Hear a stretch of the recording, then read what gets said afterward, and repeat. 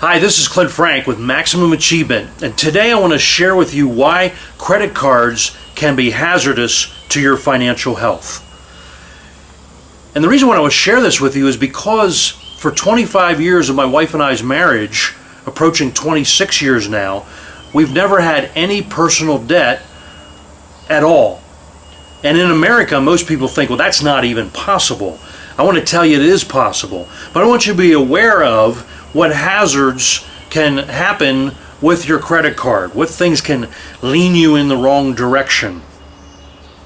You know, first of all, there's two types of credit card users: those that pay it off at the end of the month and don't carry any interest, and then those who make the minimum payments and they're abusing their credit card.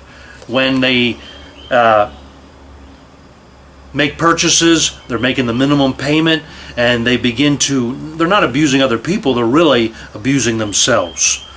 So the first hazard, or the first thing to be aware of, I would say is almost more of a caution or a warning, is this: that when you use a card versus using cash, there's something that happens when you have a card or versus cash. There's literally an 18% difference in spending. At the top here it says credit card, you're going to spend 18% more when you use a credit card as opposed to using cash. Now, why is that? Well, when we pull our credit card out here, we are able to access whatever's available to us. If we have a $4,000, a $5,000, a $6,000 credit limit, then we are realizing that when we go to the store, if we go to the hardware store, the clothing store, that if we really want it, we can get it, even if we're going to pay it off at the end of the month. Now, what happens is when you go and you bring cash to the store, and you've brought $150 with you for the day, and you go to the hardware store and you need to spend $80, here's what's happened. First of all, this is your hard-earned cash. The credit card is not hard-earned. You take and you put 20, 40, 60. I need $60 for that tool at the hardware store.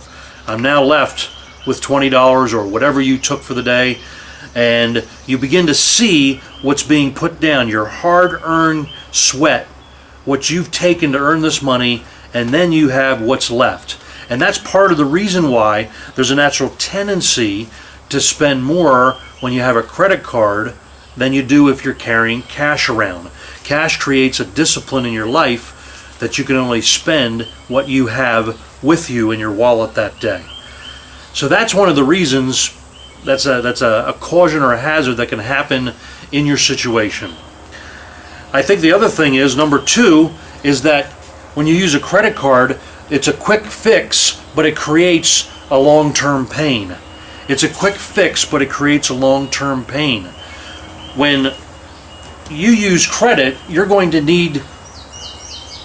a decision, you're buying, and then you're going to have to make the payments later on.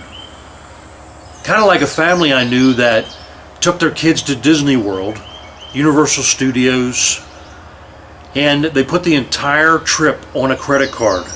Now, his reasoning was that my kids, I never got to experience any of these things growing up, and I'm going to make sure that my kids get to have what I didn't have when I was growing up. So when he did this, he ended up paying for the trip for the next 3 to 4 years. Now, if that's his goal and he feels fine with that, that's his choice, but that's going to be a hazard to his financial life. So it's a quick fix, but if you literally sit down and take the time to say, let's plan ahead. A trip to Disney World is a big trip, and it should be planned a year in advance. What could we get the kids to do?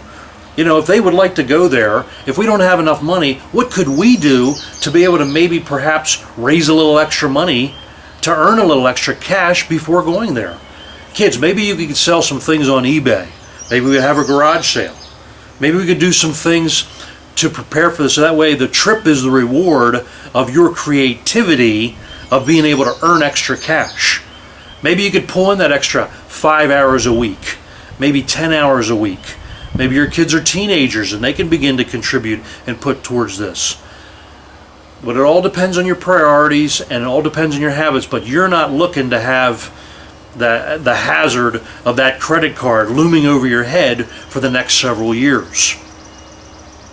The third thing is, for those who make the minimum payments, basically what you're doing is you're building yourself a financial prison. You're building yourself a financial prison because of people's several debt obligations, and they look at their credit card and say, well, I can make that minimum payment, even if it's just $1,000 that you owe on your card.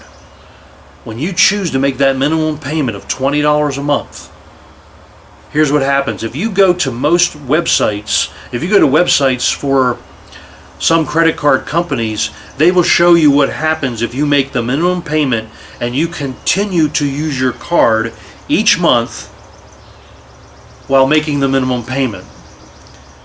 You literally have an eternal bill that never ends because it keeps growing, and especially when you have interest of 18% or 23% that's building, it's outrunning the $20 minimum payment. So you have a few items that you put on this card, but yet you're paying on them for 4, 5, and 6 years because interest is outrunning you. So those are the three things that I wanted to share with you about tips of why credit cards can be hazardous to your financial health. Number one, you're going to have 18% more spending. Number two, it's a quick fix that's creating long-term pain. And number three is when you make the minimum payments, you're building yourself a financial prison. Not for someone else, but for yourself. So we want to stay away from these things, and this is the reason I want to share these tips with you so that you can move forward and have a financially free life. And I'm Clint Frank. I'll see you in the next session.